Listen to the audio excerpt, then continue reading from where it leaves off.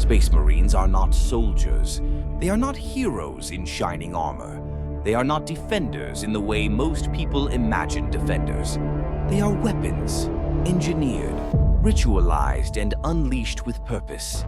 In a galaxy where humanity fields uncountable billions of troops, Space Marines exist for one reason: to fight wars that ordinary humans cannot survive long enough to win.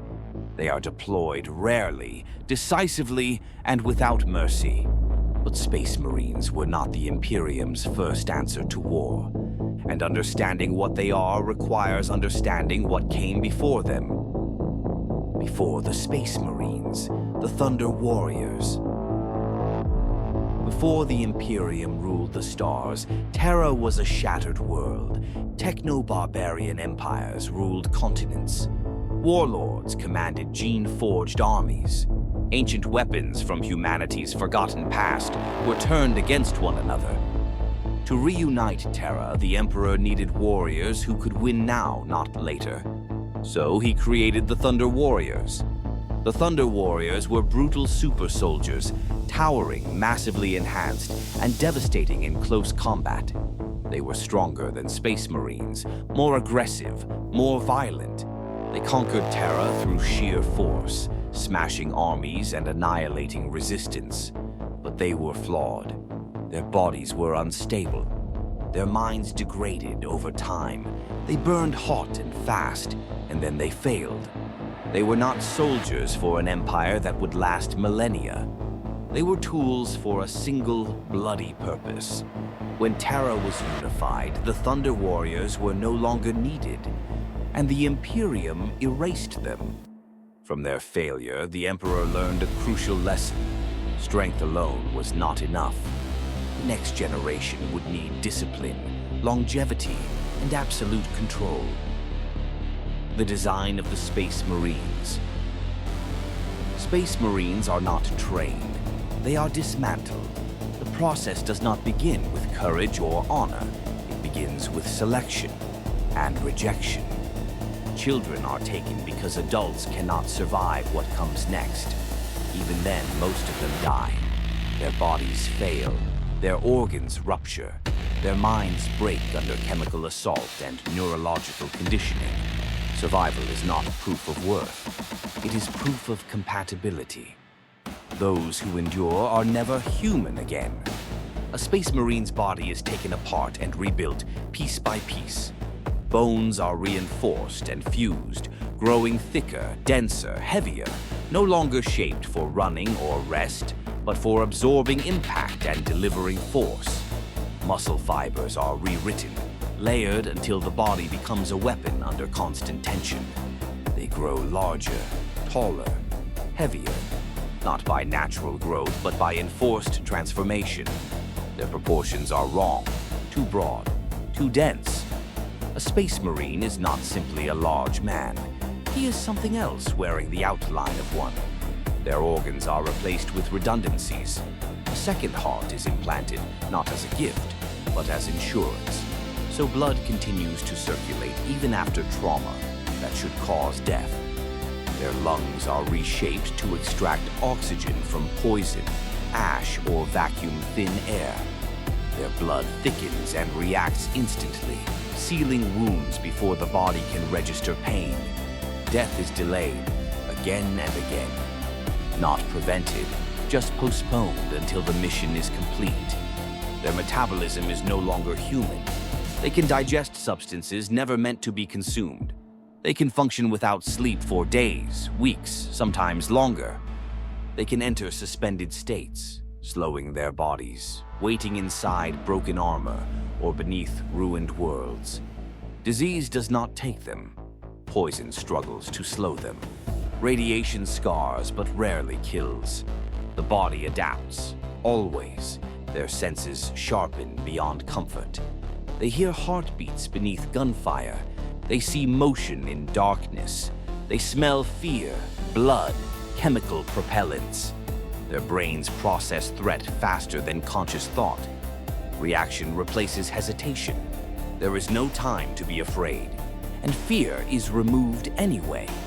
Space Marines undergo psychological conditioning that strips away instinctive human responses.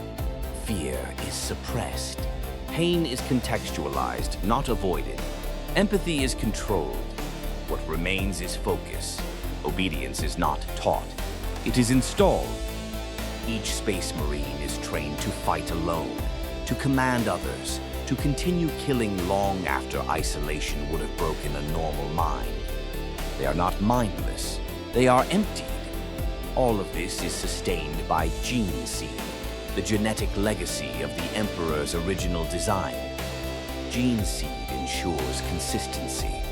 Every Space Marine is a copy of a pattern thousands of years old. Every flaw is inherited. Every mutation is watched, cataloged, feared. There is no evolution. There is only repetition. When a Space Marine is sealed inside power armor, the process is complete. The armor connects directly to the nervous system. It responds faster than muscle. It moves before thought becomes action. Inside the armor, the body is no longer independent. Man and machine become inseparable. Removing the armor after long service is painful. Some never truly adjust. Space Marines are not humanity ascended. They are humanity cut down to what war requires. No softness, no future, no life beyond violence. They are not meant to grow old. They are meant to keep fighting until there is nothing left to fight, or until they finally fail to endure. And in the Imperium of man, that failure is the only mercy they are ever given.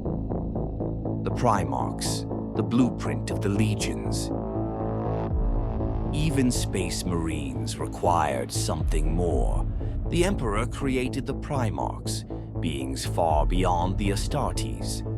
Each Primarch was a masterpiece of genetic design, physically superior, mentally brilliant, and capable of commanding entire star-spanning armies. But their most important role was not command. It was inheritance. Every Space Marine Legion was created using the genetic material of a Primarch. This meant Space Marines inherited more than enhanced strength. They inherited identity, temperament, instinct, cultural tendencies. Some legions favored discipline and formation warfare.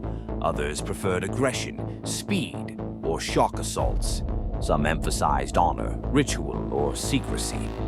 Even 10,000 years later, chapters still reflect the character and flaws of their Primarchs.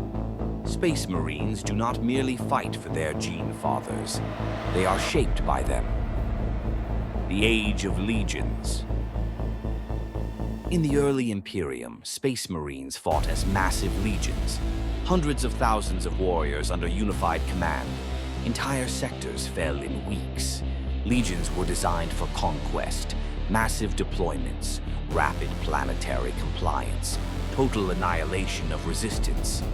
At their height, a single legion could reshape the fate of entire regions of space. But this concentration of power carried a terrible risk.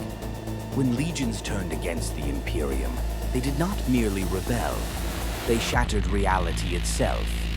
The Imperium learned at catastrophic cost that no individual, no matter how loyal, should command that much power again.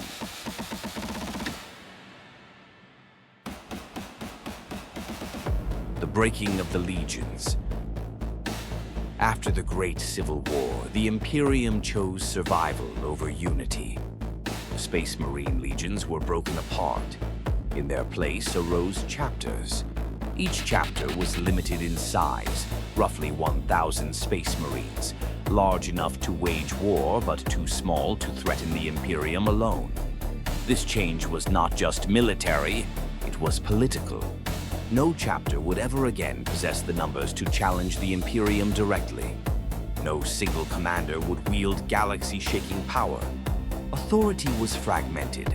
Control was decentralized. The Codex Astartes was introduced, not merely as a rulebook, but as a philosophy. Standardized organization, defined command structures, clear limits on expansion. Some chapters followed it closely. Others treated it as guidance rather than law.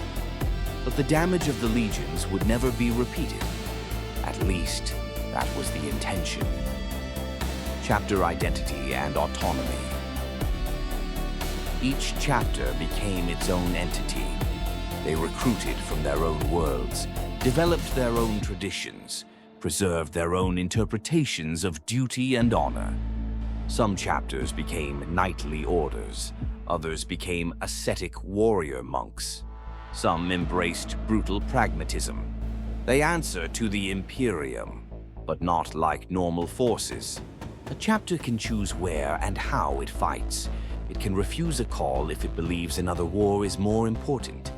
This autonomy makes them powerful and dangerous. Life inside a chapter. Space Marines do not live civilian lives. They exist within fortress monasteries, void ships, and war zones. Their daily lives are defined by training, maintenance rituals, tactical study, religious observance. They do not see themselves as individuals. They see themselves as parts of a greater weapon. Time passes differently for them. A decade is nothing. A century is routine. Some Space Marines have fought for longer than entire human civilizations have existed. They protect humanity, but stand apart from it. How Space Marines fight as a force. Space Marines do not fight wars of attrition. They fight wars of precision. A Space Marine squad is designed to operate independently. Each warrior trained for multiple roles, each capable of command, each a veteran of countless battles. They deploy via orbital insertion, teleportation, or rapid assault craft. They strike command centers, leadership, and infrastructure. The goal is not prolonged battle. The goal is collapse. Their presence is psychological as much as physical. The sight of armored giants advancing without fear, bolters roaring, enemy morale breaking. Often the battle ends before it truly begins. What Space Marines truly are. Space Marines were never meant to rule humanity. They were never meant to rebuild it. They were built to stand between humanity and extinction, no matter the cost. They are humanity's shield, and its warning, because Space Marines prove a grim truth about the galaxy. To survive the future, humanity had to sacrifice part of its soul. And 10,000 years later, the Space Marines are still fighting, because the war they were created for never ended. Thank you for watching. Like and subscribe for more.